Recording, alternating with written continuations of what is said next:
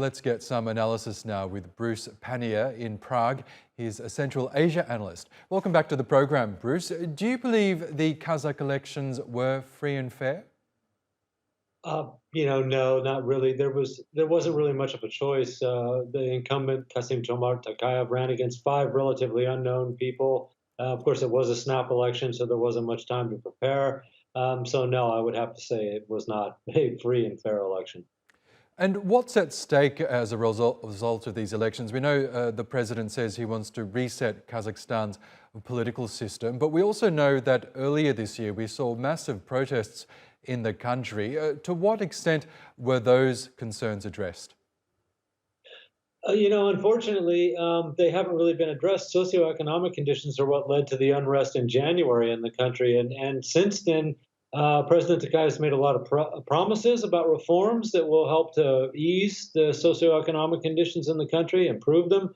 But we haven't seen a lot of progress toward that. We've heard a lot of promises, but we haven't seen a lot of actions. So it's, he's definitely has his work cut out for him going as he goes into this second term. That's right. And in terms of those protests reoccurring, we did see a crackdown at the time. Do you believe that should the people be unhappy with the progress under the president's next term, do you think the people will take to the streets again? I'm not the only one that thinks that this is a distinct possibility. Again, he hasn't really hit the core issues, addressed the core issues that brought people out into the streets in early January.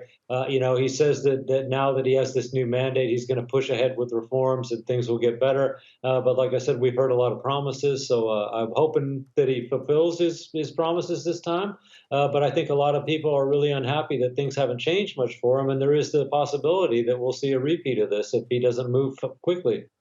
Kazakhstan in recent years has managed to exploit its vast mineral wealth. It's the largest exporter of uranium. It's also found deposits of gold and coal and other commodities. Why is it then that a lot of that wealth hasn't been evenly distributed? Well, you gotta lay the blame for that on the predecessor, Tokayev's predecessor, first president Nursultan Nazarbayev. A lot of Nazarbayev's family members and his friends did very, very well from the sale, particularly the sale of oil. So there wasn't much of a trickle-down effect. That said, it's true that Kazakhstan enjoys a better standard of living than its Central Asian neighbors to the south. All the same, the amount of money they made was billions and billions of dollars, and most of that got siphoned off by the elite in Kazakhstan. So this is one of the things that people feel Tokayev wanted to address and needed the snap election to get a new mandate so that he could really go after some of this money. Remembering that some of these people that were close to the previous president apparently tried to oust Tokayev from office in January while there were street protests going on. So he's got a complicated situation. Tokayev has often spoken about a so-called new Kazakhstan. What could that look like?